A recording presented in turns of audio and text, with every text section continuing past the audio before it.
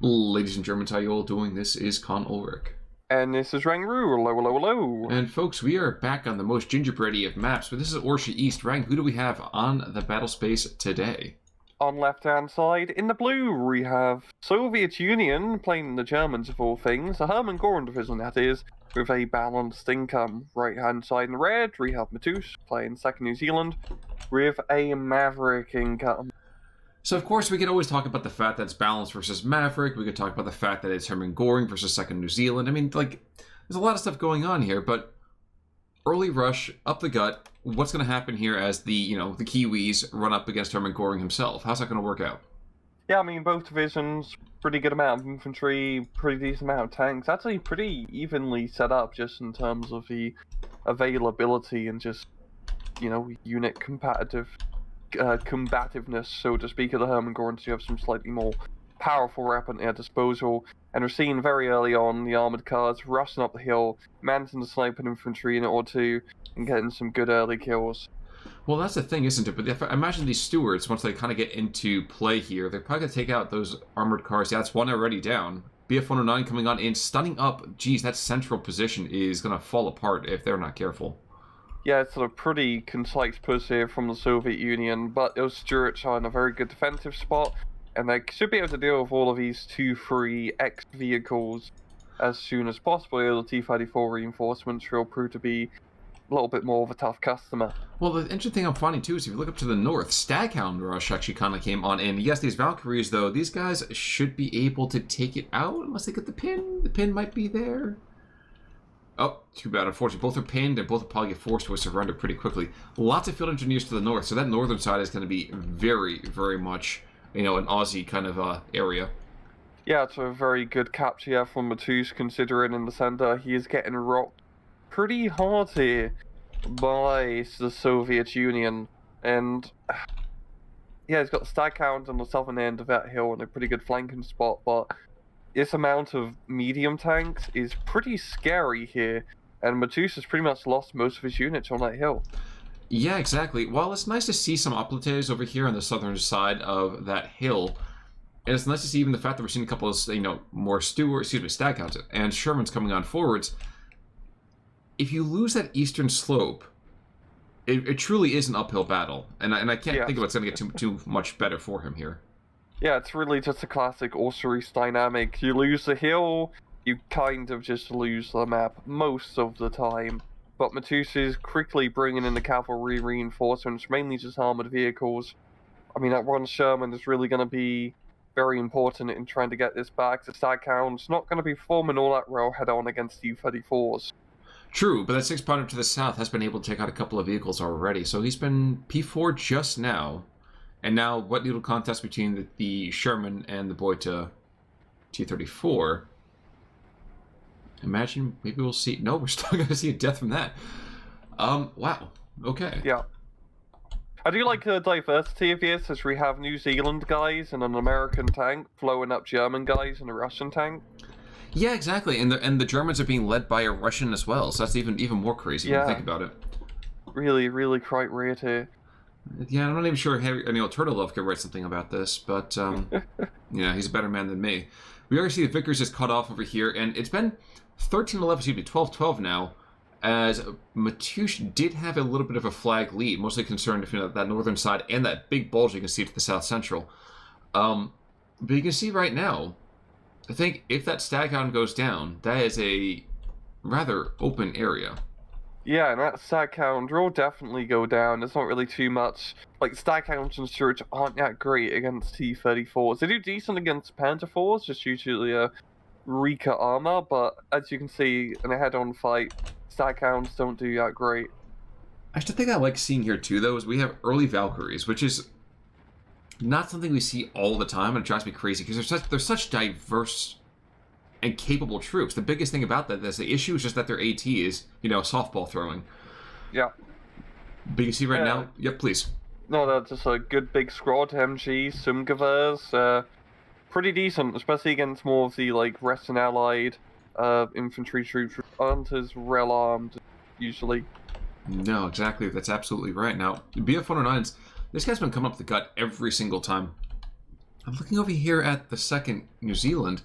That shouldn't be happening. They should have already been able to carry something in. But I imagine just as the life seems to be at this moment. Oops, never mind. Spitfire and Cast is cast. Indeed. Taking a look over the rest of the map here. Down to the south, very, very quiet. Might see some pioneers being brought on in just to kind of make sure they don't get any undue bleed. Valkyrie in the south central on the western side. Northern side, is this push over? Is this push just now unable to go anywhere? For Matoosh? Yes, sir. Yeah, you can't really do too much else once you capture the northern side. Sometimes, if you're fast enough, you can push out a bit to get a little farm complex, but you're never going to hold it. It's like way too cut off. Well, the thing I'm a little bit concerned about right now for Matoosh is that he's got 4 minutes before he really, he gets a big ramp, but he's got to really be starting to make something happen right about now. We talk constantly about the fact that, you lose a town, it's hard to get back in there. It really is, especially against anybody with AT. Yeah, losing that hill position so early on is definitely going to screw him up in terms of momentum. But actually looking at it, Soviet Union has also lost a lot of its momentum on the hill as well. All the tanks are dead. The Stuarts are just trying to do mop-up operations, so... Fair. Actually, Matoosh is going to get back onto the hill, and B-phase around the corner. This could actually be a really good role reversal for him. Well, I'm kind of wondering, too, that just kind of occurred to me now. All the Pioneers are in. Peagrens have been taking some heavily losses here. The Valkyries, he might actually be running a little bit low on infantry. I think that might be why this central position is not anywhere near as viable as it had been before. Oh yeah, he only has 3 A-phase infantry cards. Really banking more for the B phase, of course. He is playing balance, so he's kind of have to hold offensive operations for the time being in the Central Army group till reinforcements come. And he's got a tiny bit of stuff coming on in. You can see 1 squad of infantry. He's got, P4, Jagdpanzer. But P4 not going to be the best in this kind of street fight. Jagdpanzer perhaps, but not the P4. And you can see right now, and flame troops are coming on in here too. So that Valkyrie on the northern side is not going to be sitting there for too long. Yeah, it's going to be a real good opportunity for Matoosh to push through, because he's already doing pretty good in terms of map control. He's got the north under control. He's got the south under control of those 2 farm complexes, so he's going to lose one very soon due to the Pioneer push. But in the central position, there's 4 potential flags here, which he can have under his control. So that could be a good +2 advantage. You're going to need it as Maverick. Absolutely. Well, I think that I'm a little bit concerned about here, too, is that, yes, the farm complex is down, and there go 2 flags with it. Which, kind of to appreciate, it caused a bit of a hassle there, to put it mildly. Another BF-109 coming back in as the hero Spitty goes away. And there we go. There we go. And Soviet Union pretty much bringing up reinforcements just in time for the central position. That Panzer IV knocking out a Stuart, same with the Jagdpanzer being brought up in. He's not going to completely lose the hill. He's going to be able to just contest it, which will be good here for the Soviet Union. I mean, he just needs to really, Maverick first balance, dynamic, just survive till C phase.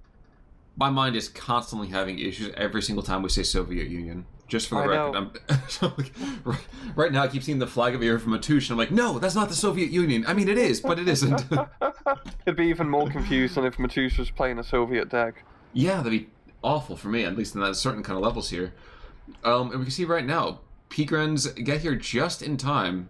Now, of course, these are not your I eat bolts for breakfast kind of Peagrens. These are, I have a balanced breakfast, but iron is not part of my diet. Not the same scariness that we're kind of used to, though they still do have those dual MGs, which give them a fairly decent amount of firepower from the distance here. Yeah, long range, they do pretty damn well. But yeah, the Panzer IV, it's really going to come down just to the medium armor which Soviet Union has in holding down this hill. I mean, once we go into B phase, we do start to see more Shermans being brought up in from the 2nd New Zealand. But that's really it. There's no M10s in the deck. It's just Shermans. And the Shermans are pretty good, but those Jagdpanzers might as well be King Tigers in that sort of engagement. Well, the thing I find kind of interesting here is I actually see the Staghound 2. So the Staghound Mark II is Yeah. kind of like that, let's just say the little brother to the 105 Sherman. Yeah. We don't see them nearly ever because people are so much more focused on either getting more HMGs or, heck, even maybe getting some more kind of command out of it. But it's a pleasant thing to kind of see them. Yeah, maybe it's more... I can see people kind of taking them because the M8 Scott for the first French is pretty popular. Mm-hmm. And the Staghound Mark II essentially fills in that same role. And arguably a bit better because it's not open top. True. Back down to the south, you can see another Staghound brought on in. Sniper team as well as a Stewart plugging that gap. You can see one of the half-tracks already kind of burned for it. Looking up to the northern side, though, too, we have that 6-pounder moved very aggressively, taking out one of those T-34s from close range. Now the T-31, I think, is trying to pick him off just before that last little bit of firepower. Yep, there we go. Ooh. Yeah, it's a good little push here from Soviet Union trying to release some pressure from the middle by attacking up north and seeing reinforcements already being queued up here for Matoosh. And yeah, I mean, there's no anti-tank up here because one of the problems with Western Allied decks is the lack of anti-tank on the infantry. So these 2 free runs can just kind of mop up everything. Yes, they can. Well, and I know we're going to make some kind of comment here, of course. There technically is or was AT. Like, AT has just died. But yeah, it was definitely a big blind spot there. I wouldn't trust my life on a Piat. The Princess and the Piat. Shoots another tank. Did you feel that? The King Tiger's like, I need a bigger shape charge. It wasn't at the right angle. Oh, man. There's a couple of X comments we can go off of that one there. Exactly. So 6-pounder in the meantime, gonna get barrage here. Still pretty okay. And a Piat squad up to the north, getting out of sight just in time. Kitty Hawk going the other direction. There he goes. The first actual ground attack fighting that we've seen. And I think the BF-109 should be able to take it. I feel like the Kitty Hawk's pretty slow by comparison. Yeah, it's an older aircraft, so the 109 will be able to catch up. To be fair, the 109 is also a kind of an old aircraft at this point. True. But when there's 2 to year 1, that even Spitfire's going to go down for that. Yeah, really good aerial engagements here. Matoosh doesn't have a whole lot of air power, which usually for second New Zealand kind of spamming that up the reserve, but Matoosh is going a little bit more reserved and investing a bit more into the anti-tank tab to get those 17-pounders. Actually, here's a theory craft for a second. What do we think about the fact that we see Ju-87s over here from Soviet Union? Oh yeah, the cluster runs? Yeah, kind of a weird thing. Yeah, they're pretty good. They're good, yes, but under the circumstances, do you see a version of a deck where you don't need to bring the Ju-87s? I mean, I feel like even having all of these Shermans here, is that really the greatest use of a slot? Oh, I see what you mean, yeah, because against second New Zealand, they're not as necessary because you've got bloody Jagdpanzers. Yeah. Really, the Ju-87 is much more useful if you're fighting against Soviet deck with IS-2s and IS-2s, because, well, those things are kind of hard to kill. But, yeah, I think that's just he didn't specifically craft a deck for fighting the New Zealanders in this case, probably just a leftover. But still, it has a use, but not as cost efficient versus Sherman. Oh, the Jagdpanzer goes down in the center. Yep, 17-pounder. Which is one of those guys, one of the unsungs that we don't often see because we're so used to just seeing spam 6-pounders in every single direction. You can see, by the way, up north, Sherman 3 came on in, killed those T-31s, and I'm not sure a Sturm, Pioneer, and even a Peak Run's going to be enough to flip that back around, but, you know, hats off for their gumption, I suppose. Yeah, and Matoosh is doing really good now. He's got the +2 advantage, which that's what he needs. But the problem is got it a little bit later rather than sooner, so he's going to have to try and hold on to it. He does have the northern area fully back under his control. It's really just about holding the center, which is definitely possible. It's just going to be about whether he can keep up this momentum and hold for, you know, best case scenario, really, 13 minutes. Exactly, and that really is a best case scenario. We see over here in the decks, in fact, we'll just kind of call back to our viewers' minds, there's a single card over here for C. And now, let's be fair, he's not been calling in the Shermans with the same kind of rapidity he was back in Phase A, but there are no tanks in C. That's when Tigers come out to play. That's when his 9 Jagdpanzers coming out to play. There's not the same amount of chutzpah to kind of throw into the front lines to kind of really be dealing with the way that Hermann Göring continues to ramp into the late game. Yeah, I feel like if Soviet Union just keeps chugging out the T-30s, Panzer IVs into the front line here, he should pretty much win this. Like, he can just out-AT Matoosh. Matoosh doesn't have a whole lot. Even his anti-tank tab is pretty bare for the most part. It doesn't even have an airplane to mitigate his route. So if he just keeps blowing up those New Zealand tanks, and he's pretty much blown up most of the light tanks already, he just needs to kill every single Sherman. Maoris, in the meantime, going to get rocketed in the south. Yep. That's sneaky Maoris, man, to make a good push here. If Matoosh can capture that farm complex again down south, which he is going to do with that 17-pounder, he will be in a fantastic spot. True. That's a bit of if, but that is technically true, which is the best kind of true. Yes. Like being technically correct. Yes, is the best kind of correct. Maoris, in the meantime, they are going to resist fiercely over here. These guys continue to be rather heavy, crazy fighters here. Of course, with his fanatic traits, it's going to be really, really hard to dislodge. Stuart, in the meantime, going to have to be engaged by this P4.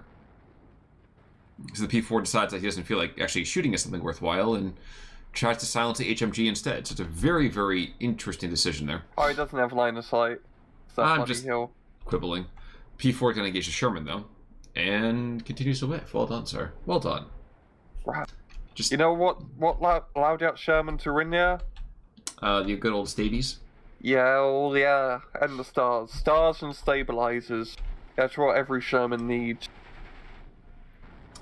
Or really, I feel these Maoris over here need more than just the MP40s and the Thompsons. In the central part of this position, being taken over here. So the central hill is falling under a rather blue sort of atmosphere. There's a ton more Maoris coming back the other direction, as well as Shermans to kind of lead the way. So obviously this is not, the Fat Lady has not even remotely sung just yet, but things are not still that wonderful for Matoosh. No, they're really not right now. He's lost that 2-point bleed advantage, and +1 bleed, he's not going to be able to win this match. That central push once again here from Soviet Union, managing to make really good headway, capturing all the bloody flags there. And down south it's looking pretty good for Matoosh, but that's really the best thing going for him right now. Here we go, +2. True, but now again, we're back to 11 minutes when it should have been, 7 or 8 at this point. Yeah. In the meantime, more BF-109, so just a bunch of guys flying air cover and draining the, 12-7 ammo from the Shermans, which, nice, I guess, but really not the most valuable kind of material. Taxpayer money. Exactly. People have bought stamps for that, man. But it is 16-8. It is 16-8. Yeah, Matoosh actually managing to sneak up in the central area, getting back those flags, and actually, I'll take back my statement from a few minutes ago. It does seem like he's a bit more of a stabilized position right now. Down south, Soviet Union only has 2 tanks pushing unsupported over there, and he's getting some Jagdpanzers now for the central and northern positions, but I think in the central position, Soviet Union will be able to push on back once the Jagdpanzer comes online, but it's the flank, especially the southern flank, gets a lot of flags. Yeah, it's going to be hard to get back under his control. Unless, of course, we actually try to bring in those Ju-87s. I derided them a couple of minutes ago, but maybe a Ju-87, you can just use them for, not stress relief, but, stress infliction. Mm-hmm. And indeed, we've only just been seeing this BF-109 rocket plane, which has been very effective, don't get me wrong, but just very, very unique. That's really all we've seen as ground attack for him. Hey, it works. That's true. As you see, they clearly work. That is certainly true. 233 in the meantime, SPW over here in the center, trying to engage the Shermans from long range. The Sherman's not even deigning to fire back at him. Maybe it's a line of sight issue, but it's kind of a, kick in the teeth to be like, oh man, I I'm not think even it's important enough. recon. Yeah, there might be a bit of that too. But you know what? I think it's a morale thing too. Like, we don't even care, my friends. But yeah, sure. Yeah, it's actually a really good push here for the Maori in the center, backed up by the Shermans and the Stuarts. Those Panzer Grenadiers can have a pretty hard time against those angry, fanatical Maoris, yeah. There's not a whole lot of anti-tank here from Soviet Union, really just a 2-3-3. Oh, here's Junkers. Yes, there is, and Junkers is now not even being utilized here. Guys, the payload's on the field. Just drop it on the road. It's not even anti-air. Now there's anti-air being brought in. God damn, it's casters. Full of casters' curses. Every time we mention something, they do the complete opposite. Yeah, just when you think we figured it all out, they throw us back in. Yeah, so it happens. Yeah. But we are into C. So let's see what happens. We actually see the Alpha P3, which I have such a soft spot for that guy.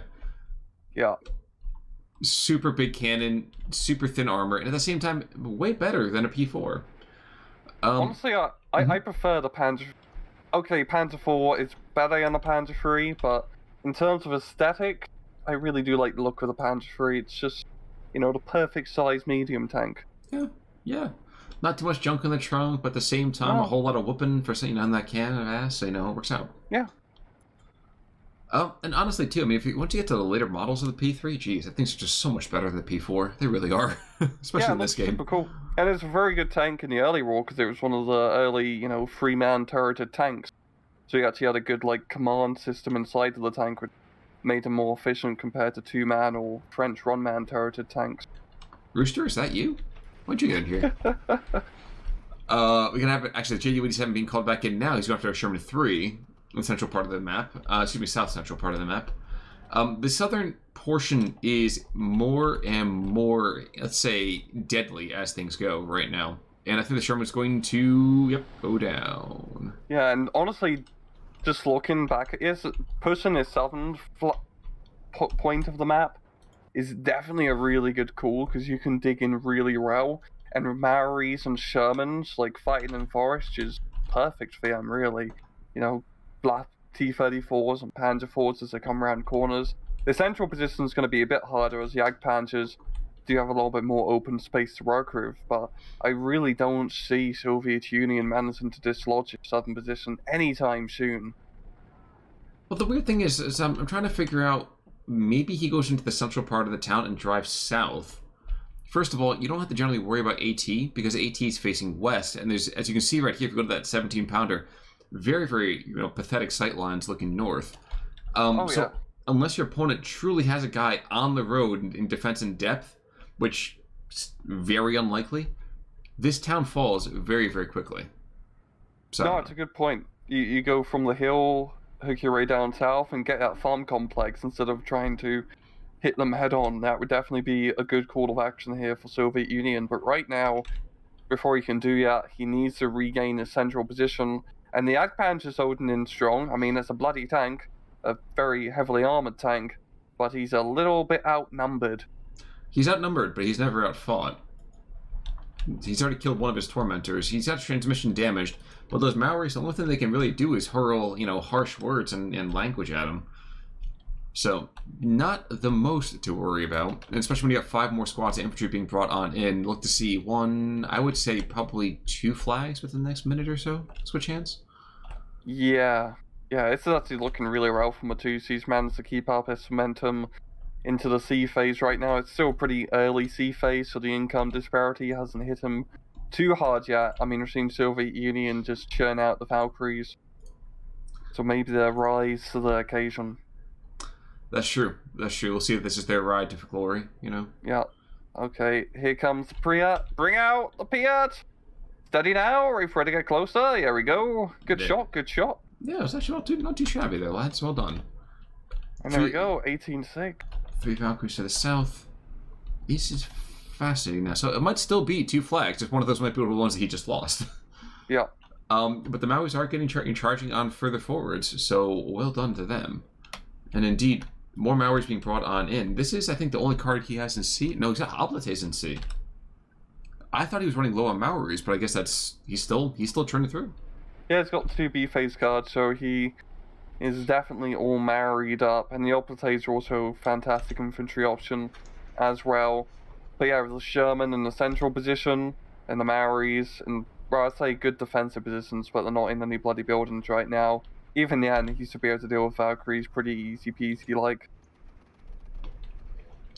One thing I'm surprised we haven't seen anything of is really command and control, especially from the infantry side of things.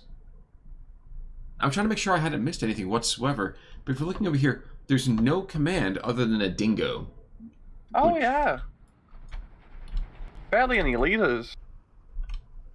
They can just imagine that just like the madness of two swaths of men having at each other. We need to have gentlemen to restrain their armies. But no, like there's been no officers whatsoever, and I feel like maybe that's been part of the reason that some of this material has been kind of, in my mind, almost a little bit thrown away, especially the infantry. Yeah, I guess for Matoosh you can kind of get away with it, the Maoris, because they just won't ever surrender. But yeah, honestly, I mean, we saw like a digger's leader up north, but even in from the German side, barely any officers. Leaders, such an important unit in this game, really. Just the extra veterancy, as well as the ability to stop people from surrendering outwards, is, you know, such an important playstyle. And receive like how Gonzo plays, for example. He keeps all his infantry surrounded by the platoon leader, acting as kind of like a central point for the squad or platoon, so to speak. Like, they can perform really well, like the Piat down south. Yes, even though he's wasted most of his ammunition, but he's retarded the process of that P4 in for long enough that P4 is not there in time to support the infantry, and I think that might just be where things get left. Yeah, Soviet Union is kind of buggered. He's probably going to fall any minute now. But let's help him along. So times 2 at 2705. Sounds good. And as we kind of continue over here into the end part of this particular match, you know, hats off to Hermann Göring for actually taking that eastern flank early on, but it sounded, I guess, just in retrospect, just lost too heavily getting to that particular point in the map. Yeah. Honestly, Matoosh's push on the southern flank was really the killing blow for Soviet Union, yeah, because even now he hasn't managed to retake it, and honestly, Matoosh hasn't even invested that much down south. A lot of the units here are the ones which he had at the start of his aggression. So, Certainly. yeah, like, good play, and just after that, it's just a standard meat grinder in the center, and he managed to meat grind pretty well. But you see right here, I mean, despite the fact that there was such a meat grind in both directions, you can see that the KD is not a huge difference between the two. Indeed, actually, looking at some of the 2nd New Zealand troops, not massive standouts. I mean, there was that 117-pounder, McGray, which makes me kind of wonder why we have a Scotsman in a New Zealand division, but what have you. 17-pounders really overall. The 17-pounders, I feel like, were, again, the unsung heroes here. Yeah, he managed to just barely have enough anti-tank to last him the match, which is pretty lucky for him, because he did not have a whole lot of anti-tank available. Now, the other direction, you can see, like you said before, there's T-34s. Schrader, for example, he doesn't just make, you know, great beer and Hofbrau beer, but he kills staghounds and stewards by the score. So well done to him. And, you know, it's very, very strange, because I always feel like Hermann Göring, you have to come out swinging, but then you have to keep swinging consistently. You cannot let up. Like, there are other divisions you can kind of wait and kind of bide your time, but that's not Hermann Göring. Yeah. Oh, he just kind of lost that momentum. He was doing really good early on once he captured the hill in the center, but then he just lost that momentum, and he just needed to try to keep the fight into a long-range tank fight, because that would have been much more beneficial to him. Actually, it would have been really beneficial to him? Artillery. Storm Tiger? That too.